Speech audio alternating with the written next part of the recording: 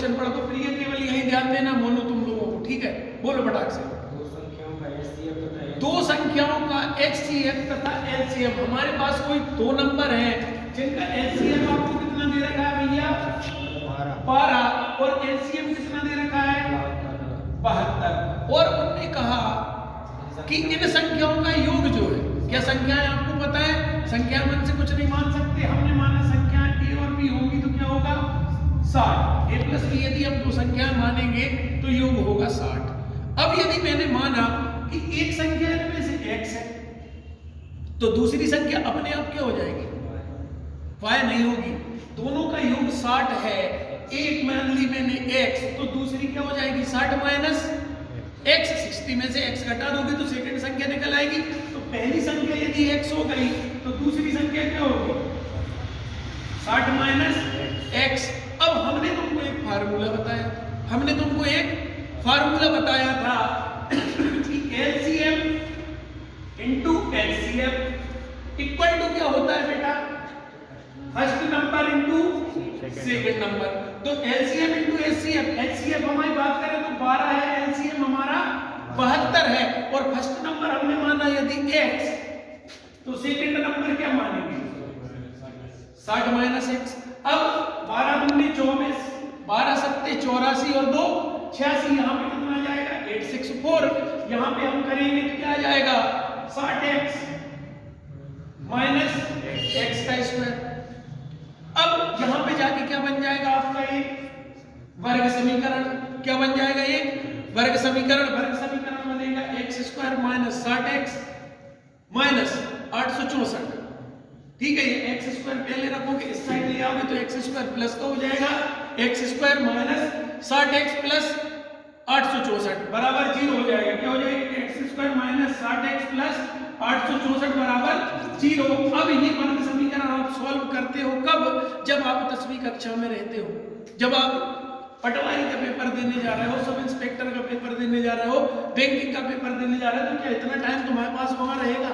इसलिए मैंने तुमको बिल्कुल बेसिक से समझाया था कि हाईएस्ट कॉमन फैक्टर क्या होता है? हाईएस्ट कॉमन फैक्टर क्या होता है? 12, जो कि हर नंबर में क्या होता है बेटा? मौजूद होता है। यदि मैं फर्स्ट नंबर लूंगा तो भी उसमें हाईएस्ट कॉमन फैक्टर होगा, और सेकंड नंबर लूंगा तो भी उसमें क्या होगा? हाईएस्ट कॉमन फैक्टर लूंगा।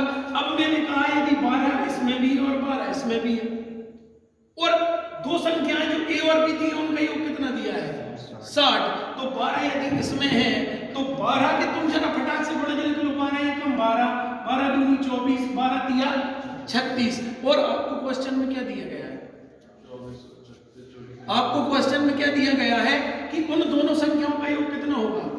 60। तो क्या मैं कह सकता हूं कि 24 और 36 का योग 60 है?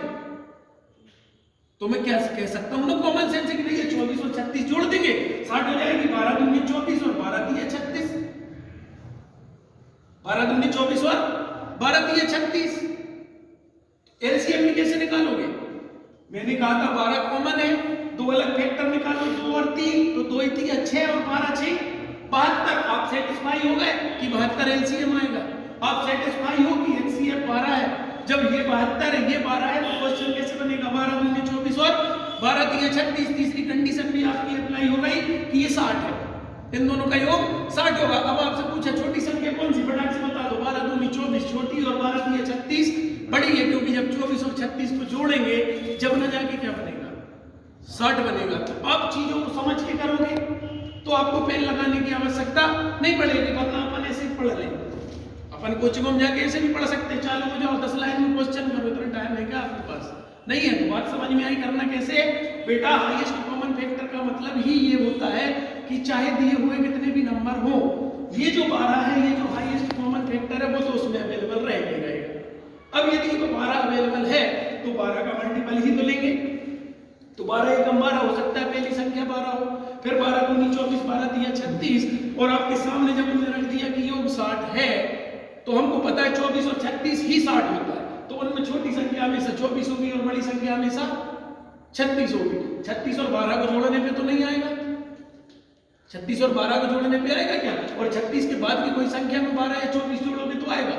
अब तुम कहोगे सर 48 और 12 भी तो 60 होता है, 48 और 12 भी तो 60 होता है, लेकिन वहां अकॉर्डिंग टू ऑप्शन आप लगा सकते हो कि नहीं लगा सकते। उनने पूछी थी सबसे छोटी संख्या क्या होगी, तो सबसे छोटी संख्या यहाँ 24 ही होगी, क्योंकि जब 48 और 12 करोगे तो 12 आपने ले लिया, 12 आपने ले लिया, 12 आपने लिया और 12 आपने लिया, तो यहाँ क्या करोगे 12 चौके 48, और यदि पहली संख्या मानते तो 12 एकम 12। लेकिन आप कहाँ सेटिस्फाई नहीं होते, यहाँ पे क्वेश्चन में आपको दिया गया है कि क्वेश्चन का एलसीएम जो है वो 72 है, तो हमको वो संख्या लेना है कि एलसीएम में कितना है 72। अब 12 यहाँ से लोगे, 12 एकम 12 और 12 चौके 48, यहाँ पे एलसीएम कितना आएगा बेटा 48 आएगा, तो 48 आएगा तो आंसर रॉन्ग है।